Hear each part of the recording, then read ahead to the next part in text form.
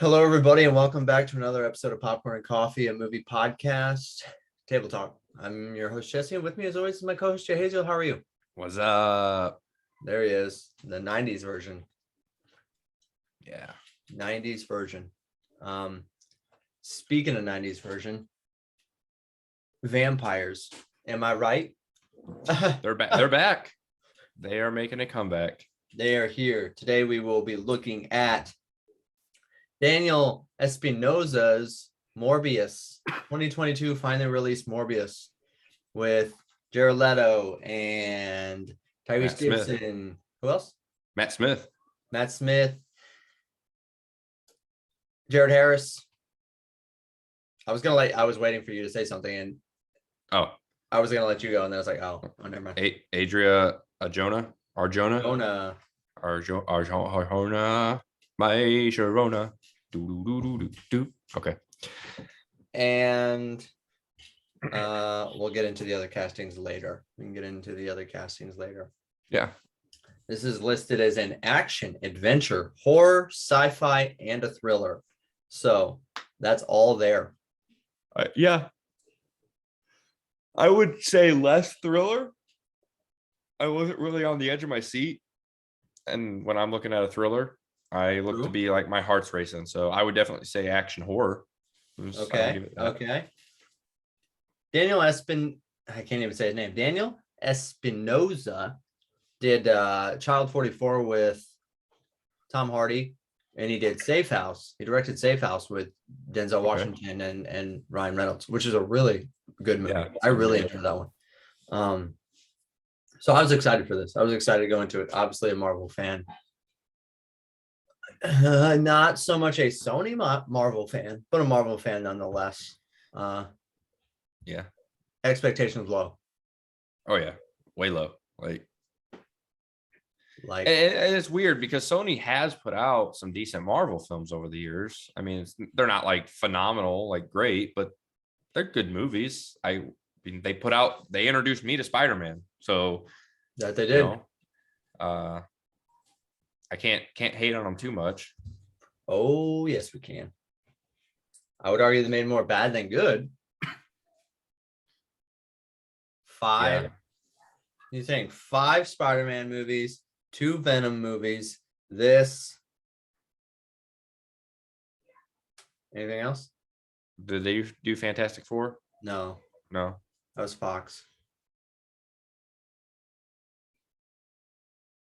So 8 movies. I would argue 3 of them are good. Yeah. 3 of them.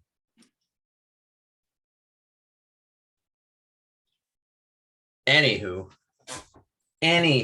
let's jump straight into what this episode is about, which is biochemist Michael Morbius tries to cure himself from a rare blood disease, but he inadvertently infects himself with a form of vampirism instead.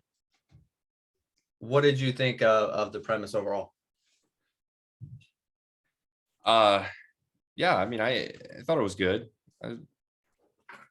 I don't know much about the characters or going into it. Again, I had low expectations on top of not knowing anything. So, okay, so it's pretty original. Then, yeah, you would say. Yeah, for me. Yeah. I do know some about the comics. I know a little bit. That's some of those that I haven't been as invested in, but I know a little bit about it, so I know what his character's about. I know what his character in the what his goals are, kind of thing, for the most part. But other than that, I don't know a ton about him. So it tainted my view of the viewing probably a little bit more than it did yours. Yeah. You just start with acting. What do you think of the acting overall? I thought Jared Leto was great. I thought Matt Smith was great. Those were really the 2 main guys in it.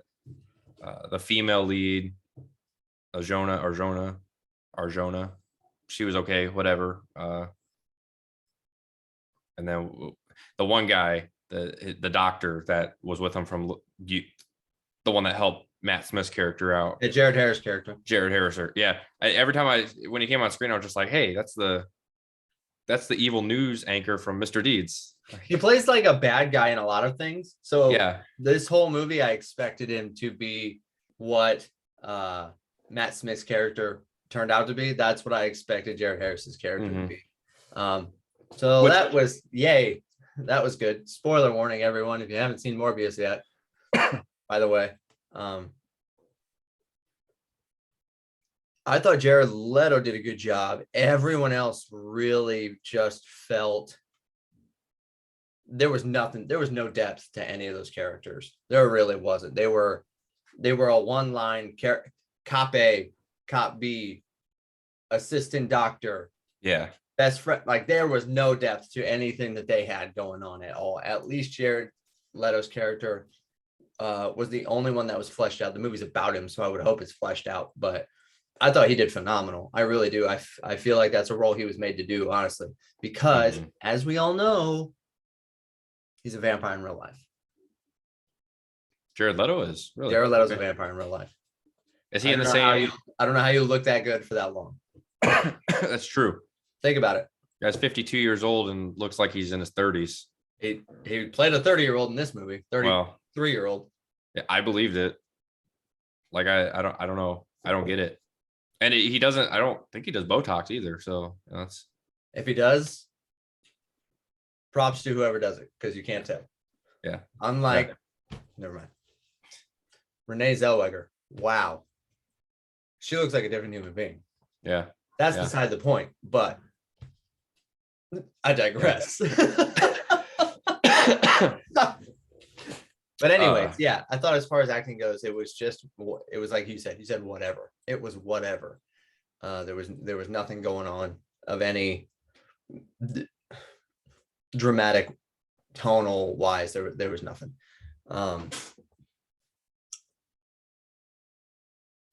I'm trying to think about what elements I really, really liked. What did I like about this movie? Morbius's look, I really dug. The vampire-esque look. I would argue it didn't look like a straight vampire. Obviously, the teeth. There was a lot of factors that were different, but it was Marvel's vampires, which I thought was really good. Really good. Yeah. Transformation factors for both. What was his name? Matt Smith? Yeah. Matt Smith and I thought the transformation stuff was cool. It was subtle. They didn't try to overdo the transformations. They did it a lot. Like you saw their transformations on screen a lot. But the fact that they kept it very basic helped greatly. So even when Morbius, like you could still see their faces in their characters. So you could still see Jared Leto in Morbius's face, which I think did a great service to that character. Because then in some ways, even when they were transforming back, you're like, okay, well, I can still kind of see Morbius, the living vampire, and Jared Leto. You know what I mean? Yeah. I can see that there. So that was cool. Those two elements I really liked. Anything to comment on there? I like the bat sonar and stuff that they gave them. Oh, you're especially right. Morbius when he learned how to like use it, and the ears was really cool. Again, it was simple. They didn't try to overdo it. There was a little bit there, just enough to be like, okay, I see what he's doing. And his eyes would change, and he'd always turn his head. He'd always try to hide his face every time he's using it, because obviously he knew it affected his eyes, which I thought was really good. Even all the ability side of what Morbius was doing, I really liked. Since you comment on that, like him learning to kind of ride the airwaves, to learn how to fly. He couldn't really fly, but he could ride the wind. You know, he could see the colors of the wind, for lack of a better. Is this Pocahontas? Yes, he definitely could. And then obviously he was just hardcore parkour. Yeah, everywhere. Yeah, there was a lot of good bullet time. You know, Matrix bullet time stuff where that bullet's coming at him and he's just like, oh. But his first transformation on the boat was really good. Oh, that whole scene, all the boat stuff was really good. I liked everything that happened there.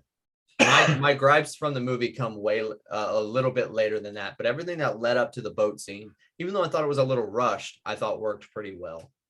You know, after taking a night and thinking of this, or thinking of the movie a little bit and talking about, you just mentioned it, it was a little rushed. The whole movie was somewhat rushed almost. Oh, the whole movie was definitely rushed. And it reminded me just now, I thought Thor, that first Thor movie. Remember how rushed that movie felt? Oh yeah, now that you And mention how- it, that's a good way to put it. And how the fight scenes and stuff at the end, it was just like a jumbled mess. And that's kind of how this movie was too. It was just like, what's going on? Like, it started and it ended abruptly, and that's So abruptly. Yeah. And it didn't have to, especially beginning. Like, and I'm not griping about how it started. He started as a young boy. They kind of tell he was kind of a prodigy, grows up to be a genius kind of stuff. Mm-hmm. But we didn't really get to know his motivations very well, outside of the fact that he just wanted to help people. Yeah. But that's a very superficial thing. You know what I mean? Like, it's a great concept, but we didn't really see anything in practice, because he just went from he was pretty much perfect this whole movie. Every layer of both Michael Morbius, the Doctor, and Morbius, the living vampire, was pretty much a perfect character who rarely fell outside of the moral rights and wrongs, except when he ate those guys on that boat that one time. Yeah. Which, when you really think about it, they're hired guns. And this is the qualms that I have with it. They were criminals and they hurt the woman. Morbius didn't hurt her on the boat. They hurt her, justifying everything that he does to them. Right. So he's not the bad guy there. Yeah. And so from the start of the movie to the end of the movie, he's never really doing anything monstrous. Well, and that's the thing. It's almost like they could have taken this as more of like a Jekyll and Hyde type thing. Where Oh my goodness. When the vampire side of him comes out, like, he has a hard time controlling it or can't control it. Mm-hmm. And then he feasts on what he needs, and then he comes back and he's a good guy, but he's got this bad side to him that he can't control. There's so many like dark universe, like that's the premise of any character that comes from the dark universe, from your Wolfman to your vampires to like those concepts on the Wolfman side of things, or Jekyll and Hyde, he regrets what he does later, and you never get that scene of him like waking up covered in blood and being like, what did I just do? Yeah. But yet the very next scene after whatever is him saying, I'm a monster, I hate this, I need to revert this. But all the movie showed us was really cool stuff that he gets to do. So it's like a scene of him doing something incredibly cool, and then the next scene is him saying, but I'm a monster and I need to reverse this. And I'm like, well, why would you want to reverse this? This is pretty awesome. And you're not really hurting anyone. And he's got control over it. Immense control. Like, for somebody who's just got these powers, he's got almost immediate control. Not only that, you take it a step further. He, as a doctor, created artificial blood. So he doesn't even start off being a vampire, drinking human blood in any way, shape, or form. He never drinks blood. He's drinking artificial blood until he realizes, oh, I can't live on this. This isn't going to sustain me. And he only drinks blood out of a bag like twice in the movie when he needs a little extra steroid juice. But it's just, it really seemed like a disservice to his character. They definitely rushed bringing in his childhood best friend who has the same disease that he has as the villain, because that's the superhero movie cardboard cutout storytelling that they all do. Yeah. Iron Man faces an equal and equivalent Iron Man. Black Panther faces an equal Black Panther. They all face like pretty much equals of each other. Carnage and Venom and all these different things. So that's what this movie needed. But you're so right. They shouldn't have done that like at all. Because if it was just him battling with trying to find a cure for the bad things that he's doing, it would have made for such a better movie, I feel like. Because there was zero drama in this. It just goes from scene to scene to scene. If somebody dies, you're like, oh. And if he does whatever he does, that's cool. You're like, oh. And then it was just the next scene. It was just one note. The whole movie is just one note the whole time. There were elements that I really liked, though. There really were. Yeah. Because everything that he's doing, You've seen it in the trailer when that guy's like, "Who are you?" And he's like, transforms his face and then says he's Venom. Like, that's clever stuff. That was really good stuff. They could have played up the vampire stuff a little bit more as well. You've seen the one scene when he pretended to like shy away from the sunlight. Mm-hmm. We could have seen a few more of those kind of puns in there, and I think that would have been really funny. Yeah. But his best friend, who just wants to be perfect, is the one doing all of the killing, and it really just drains it of any life that the movie has. There was a pun there. Drains it of its blood. Drains it of its lifeblood. Because if Morbius were the one killing everyone, that would be so sad. That would be so incredibly sad. You know what I mean? Because these movies, these are superhero movies, and what makes Marvel work and DC not work for the most part? Haters, hit me in the comments. Nobody watches these.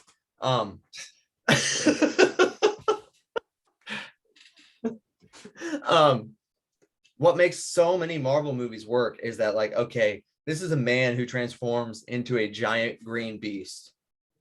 I can't connect to that. But what I can connect to is guilt.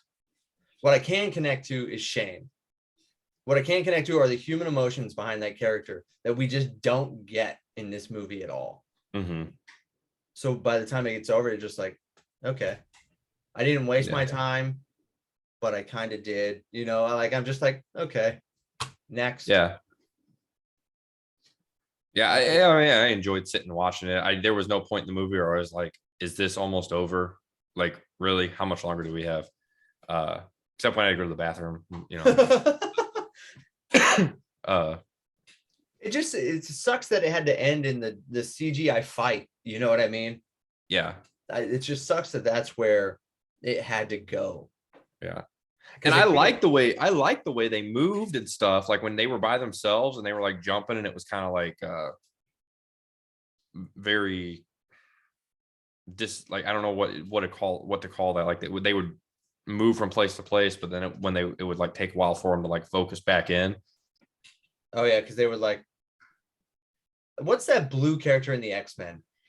Beast? No. The one who could disappear and reappear. Mystique? No. He was the Catholic one. He's a Hispanic Catholic. He's got like a devil's tail. What is his name? I don't know. He could do that. He could like disappear and then reappear somewhere else. But it was a lot like that. Blue Devil? Blue Diablo. I don't know. I don't remember what his name was. I really like that character. So shame. But there's a lot like that. There's a lot of poof, poof, poof. Yeah. He could speak to bats, I guess. Yeah. I guess. Or he could control them, which he could. Yeah, he like used him as he's part Batman because he stands up and does the Batman thing in the bats. He's part vampire and he's part Jedi. Because that's pretty much what he did at the end with the bats. He was just like, oh yeah, force-willing bats to do what he wanted. And then the one thing I did despise, like legitimately despise, just because I think it makes the whole premise moot, is that he came up with a cure to his, not a cure, but it was a cure-all to his problem. So he says he's a monster, and yet he literally has a way to end it, so the world is rid of this monster, and he just chooses not to. So he's really not as good as this entire movie has tried to tell that he is. Well, I think that's kind of cool. I mean, that's setting him up then for his dark side, which, you know, we'll probably get if they make a sequel or in the Amazing Spider-Man 3. Yeah, probably that. Because that's the other character that we got. One Sir Michael Keaton. He's been knighted, right? I think so. No, he hasn't. Michael Keaton was in this. What were you gonna say? No, nothing. I thought I heard something in the background. I was like, sorry. You're zoning out there. Adrian Toomes comes into this universe from Tom Holland's universe, and he's like, hey, you and me, we're gonna paint this town red. And for some reason, Morbius is like, yeah, because that's what I'm about now. I mean, he could be, like you said, he didn't kill himself with he but the movie never set him up to be a bad guy. ever. Why? If anything, he should have been like, what are you here to do? Oh, I'm going to stop you too, just like I stopped the last guy. Because I'm not about that. You can't kill people because you want to. That being said, that scene where you see Matt Smith in the train station and he just like decimates those cops, that was a good scene. Yeah. Visually, that was a really good scene.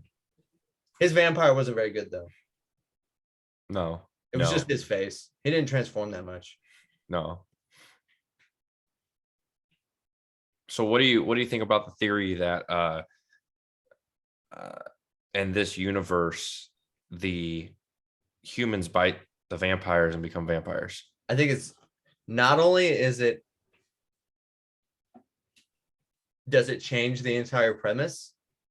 I think it's vital. I think it's absolutely vital. So that's what I thought. I thought we agreed on that. I was just curious. Because she bit him. Yeah. Oh yeah, she bit him and intentionally, and I don't know why. Like, was it? And because she was dying. Yeah. So did she think? Like, did she know, or did she think that if I bite him and get some of his blood, I'm gonna survive? I don't know why she bit him. Or was it just out of lust? I don't know. Like, well, she had a cat. So she's gonna be a bat cat woman. Cat bat. It'd be like Cat Dog, the cartoon, but cat bat. That is terrifying. I don't know why she bit him, and I don't know why she turned. Because I don't know, and I don't remember from the comics personally, does Morbius have the ability to turn people if he wants to? I don't know. Like a normal vampire can. I'm assuming that's what he did, but you are absolutely correct in as much as she bit him when they kissed and drew blood. And then she's dying and she has a smile on her face and she's like, yep, that's how I want to go. Did she know she was going to turn, or did she just like, was she just being feisty? I don't know. Like, I don't understand. And I don't know how else to word that except just like a gotcha.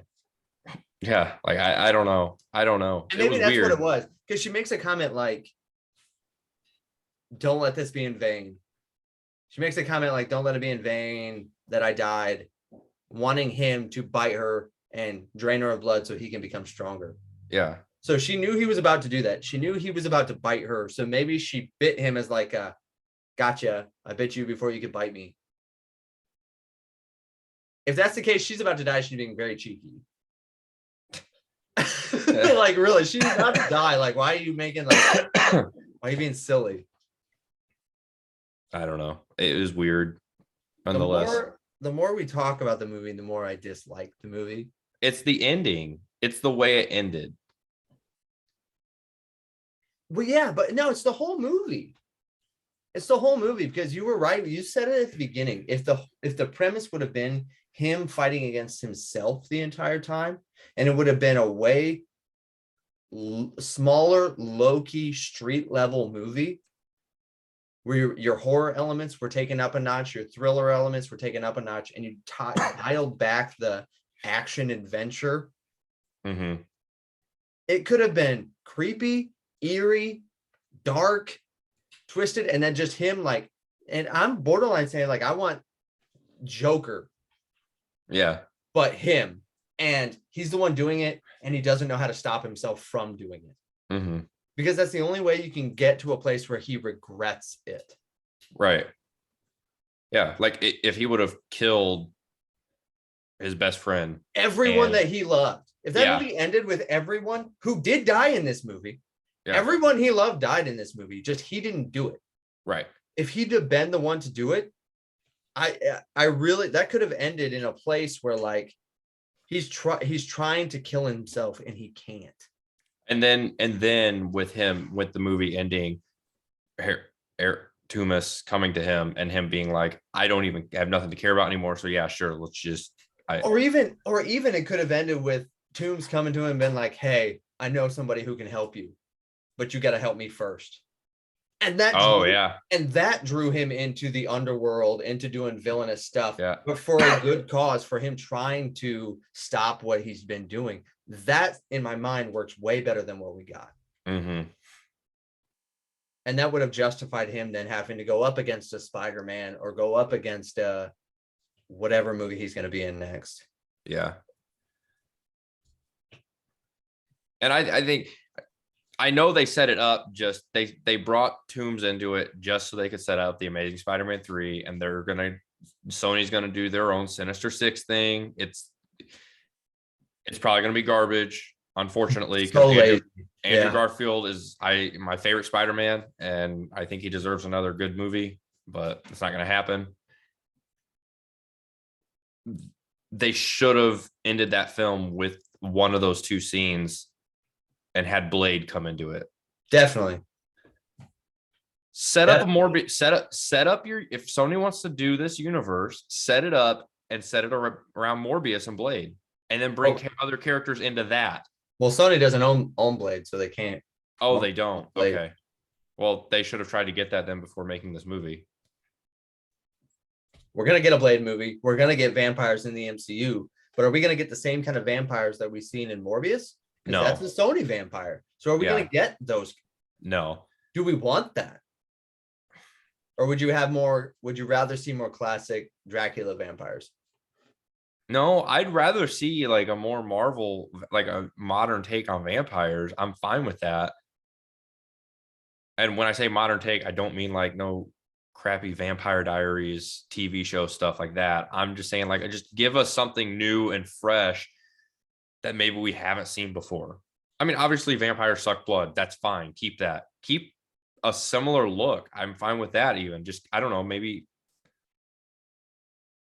they don't die the same way. Maybe there are other elements that Blade was a little bit different. I enjoyed the first Blade movie, and it was a classic vampire take, but again, that movie was made in late 90s. Late 90s, early 2000s. Yeah. So it obviously had a very like punk rock feel to it because that's just where we were at as a society then. Yeah. I am interested to see what Marvel can do. And I do partially hope that it isn't this.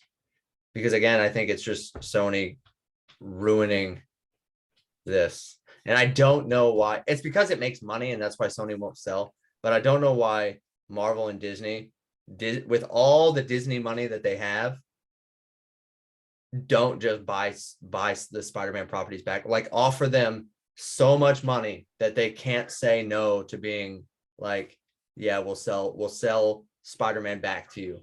Yeah. To get it back under the roof because that's what I want to see. Yeah. This is another swing and a miss to me, unfortunately. And it's not even bad, but it's still a miss. Yeah. Yeah, for sure. I take that wasn't back. A lot, you know. I said I take that back. It is bad and it's a miss, but there's not a lot of language in it though. That's a good point. I don't remember hearing anything. I know there was something, but it wasn't nothing egregious. Like it was very under the radar if they did. Mm-hmm. It's very clean. Very clean. Yeah. This is one that I probably would let my kids watch because even the vampire stuff isn't terrifying. Yeah. It's borderline cartoony, especially that third act is very cartoony. Yeah. It's a CGI slugfest and you can't even see what's going on half the time anyway. Yep. So I would let my kids watch this movie. Mm-hmm. Yeah. If they can handle the, I mean, yeah, the vampire stuff's not super creepy, depending on your kid. You know your kid. Oh yeah. Better than we do. So, but you are right. I mean, there was obviously that kind of thought that was put into it to keep a lot of that out.